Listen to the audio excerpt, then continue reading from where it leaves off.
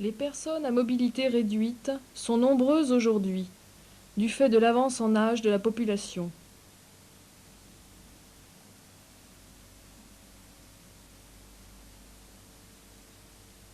Il ne s'agit pas réellement de handicapés, ce sont des personnes partiellement autonomes qui, de temps en temps, ont besoin d'une aide de convoyage. Ces personnes âgées à mobilité réduite voyagent de plus en plus. Elles demandent l'aide d'un accompagnateur professionnel ou bénévole qui les aidera à surmonter des situations difficiles. La simple sortie d'un fauteuil profond,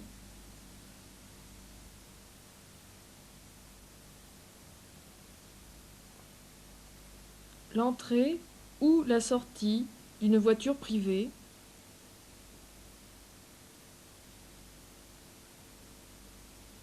ou bien d'un microbus,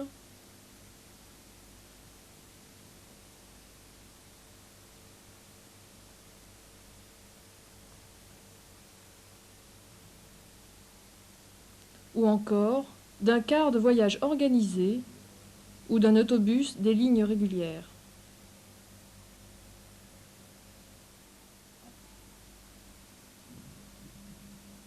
Cette situation d'aide peut se résumer en une technique principale, la prise ferme et stable de l'avant-bras de la personne convoyée. Et 3 consignes pour le convoyeur. Garder le dos dans sa position normale en légère lordose.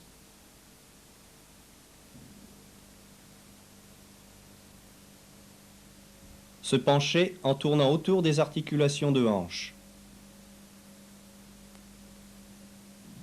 Se placer très près de la personne convoyée, de sorte que les 2 centres de gravité soient l'un au-dessus de l'autre. Pour soulever une personne lourde et la transférer d'un siège à l'autre, la prise la plus sûre consiste à saisir les avant-bras en glissant les mains sous les aisselles, ce qui assure une prise parfaitement stable. Pour renforcer cette sécurité, saisir l'avant-bras opposé de la personne convoyée. Si la personne convoyée souffre d'une épaule, il est possible alors de saisir un seul avant-bras à 2 mains.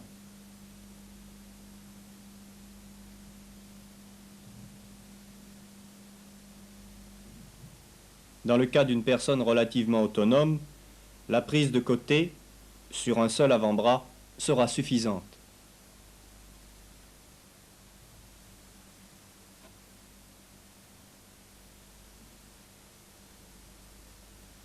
Le premier obstacle consiste souvent à faire sortir la personne à mobilité réduite d'un siège profond où elle est enfoncée et dont elle n'a pas la force de s'extraire. La technique consiste alors à faire glisser la personne vers l'avant du siège, bloquer ses genoux, utiliser une sangle spéciale ou une serviette.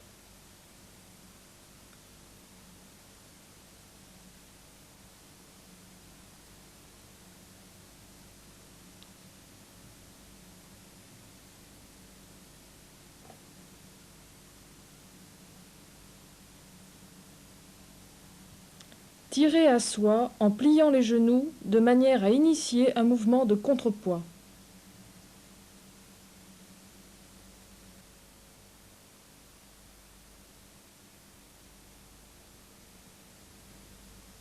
La technique mérite d'être détaillée. Le blocage des genoux fournit le contre-appui. La sangle assure une prise stable. Le convoyeur fait contrepoids.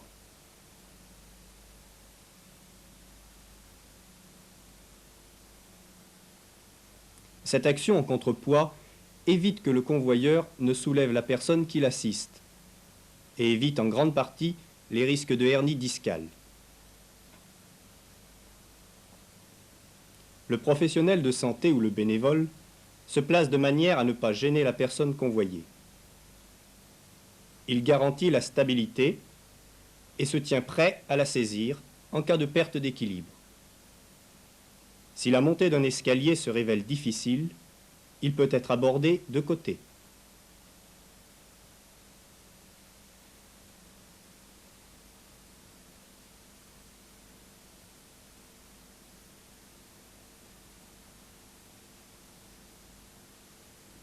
Dans le cas de vertige et peur du vide, l'escalier peut être descendu à reculons.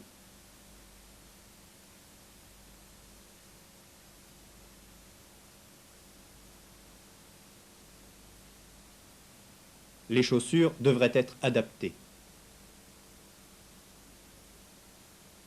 Lorsque la personne convoyée souffre d'un genou, elle monte avec la bonne jambe en avant.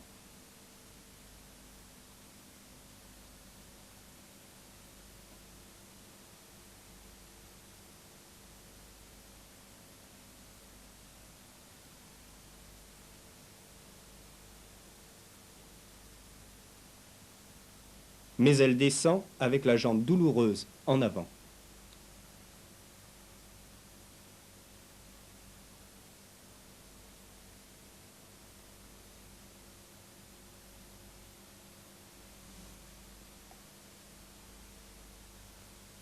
La protection du soignant passe par le verrouillage du dos.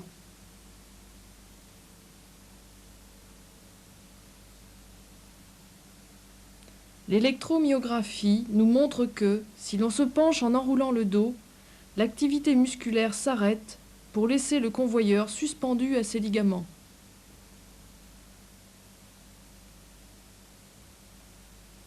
Enroulement, suspension, redressement. Au moment où l'on se relève, le risque de hernie est maximal. Lors d'une flexion avec verrouillage de la lordose, le bassin recule.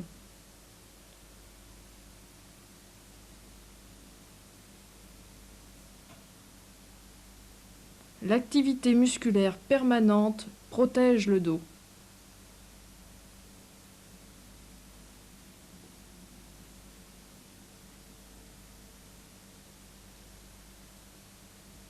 La position en gros dos ajoute à la charge qui s'applique sur les disques intervertébraux. Le centre de gravité se déplace vers l'avant.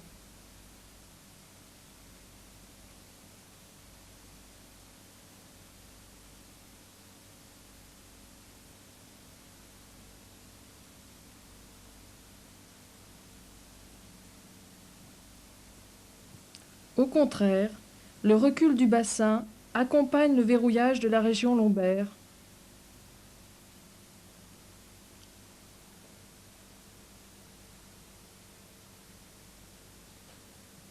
Le centre de gravité recule et évite de ce fait la surcharge discale.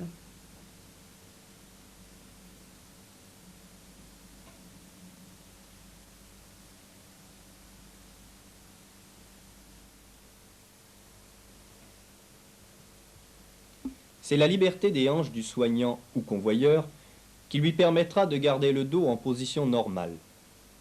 Le recul du bassin engage automatiquement une activité de pivotement autour des hanches. L'exercice éducatif consiste à serrer un manche à balai entre l'abdomen et les cuisses, développant la liberté en flexion des hanches et obligeant le convoyeur à verrouiller la région lombaire.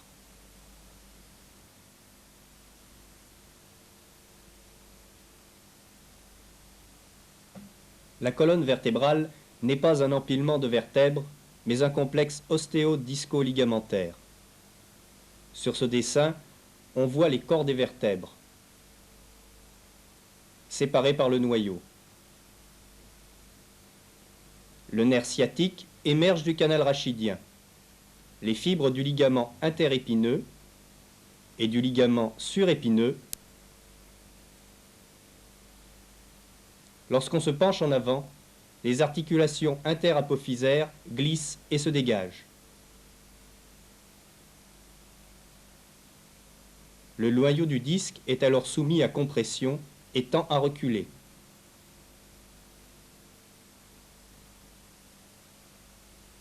Les ligaments sont mis en tension à la partie postérieure de la colonne vertébrale.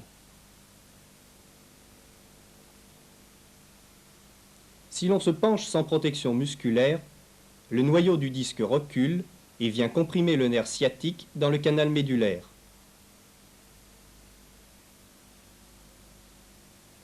En se relevant brusquement, on risque de créer une hernie discale, un morceau du noyau du disque restant inclus dans le canal médulaire et comprimant la racine nerveuse de manière permanente.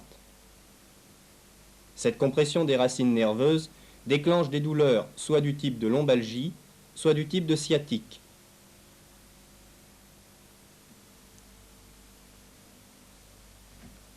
Ce squelette montre l'action de déboîtement des articulaires postérieurs au cours de la flexion. Notez que les deux étages les plus bas, nommés L4-L5 et L5-S1, sont responsables de plus de la moitié de l'amplitude en flexion. C'est également dans le bas du dos que les douleurs sont les plus fréquentes.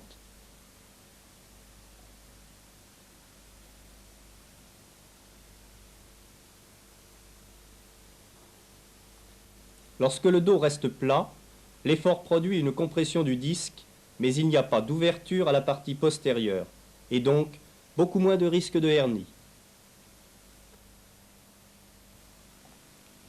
Passons en revue les positions successives de la colonne vertébrale.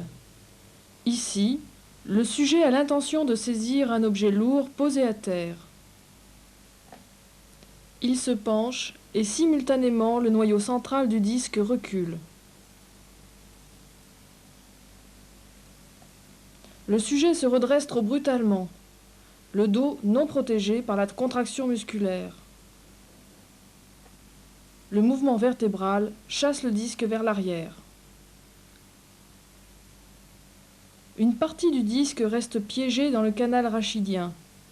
C'est la hernie discale qui va appliquer une compression permanente sur le tronc nerveux. Le nerf n'est pas la seule structure à souffrir. Il faut penser à la capsule postérieure,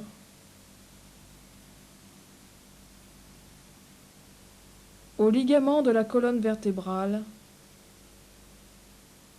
et aux muscles qui peuvent souffrir au cours de l'effort.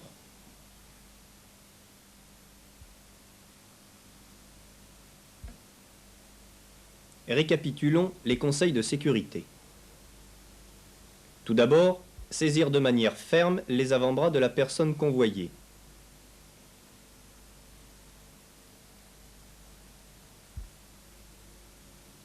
S'entraîner à conserver le dos plat, en évitant les attitudes dos rond. Tenir la personne, soulevée, très près de soi, afin de rapprocher les centres de gravité.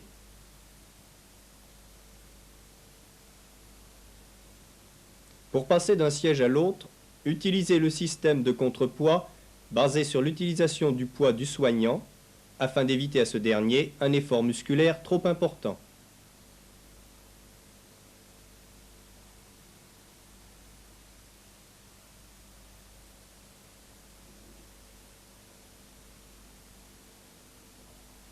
Si la personne a chuté, il convient tout d'abord de l'asseoir, et pour ceci, ne pas la tirer vers le haut, mais utiliser le poids du corps du soignant dans un système de bascule. Passez derrière elle pour la soutenir.